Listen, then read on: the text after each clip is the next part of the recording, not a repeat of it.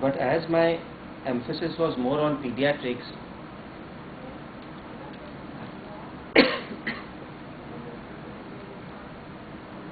I remember a very challenging case where the subjective signs and symptoms became very important in prescribing. So we are talking of almost 20 years ago, and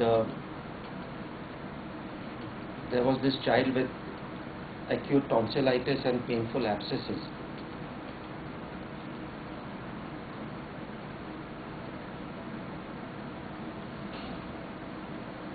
And she was very immersed in herself. I wasn't able to get much symptoms out of her. And she was very busy in play. The only thing I got was that she was refusing to sit down. So I said, you can play, but why don't you sit down?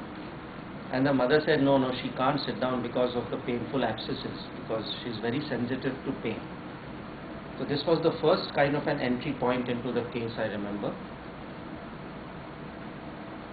And the rest was just the play form that was going on, which intrigued me and lay the grounds of what later on I recognize as energy patterns or subjective homeopathy, or the importance of subjective signs and symptoms, because till then I realized that even though it was emphasized enough in our books, many homeopaths were not paying enough attention to subjective signs and symptoms. So coming back to that young girl, she was very absorbed in this play form, and when I looked at what she was doing, the translation of that entire thing was she was making creative patterns one after the other out of blocks and shapes.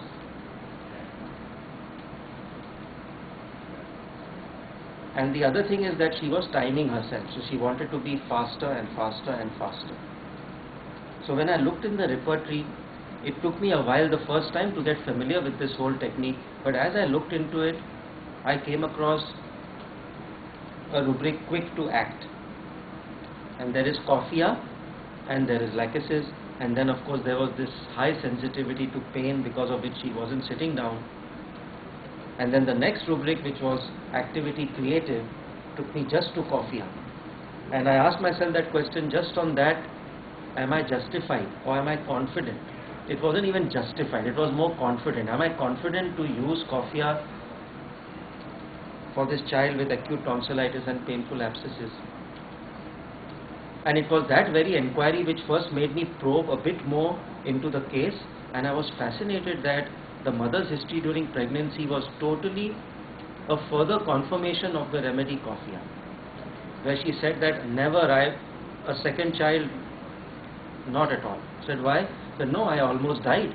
The pain was so much that I was screaming, and I was so scared, doctor, that I just felt that I will die with the labor pains. I checked the rubric again, fear of death during labor, aconite coffea.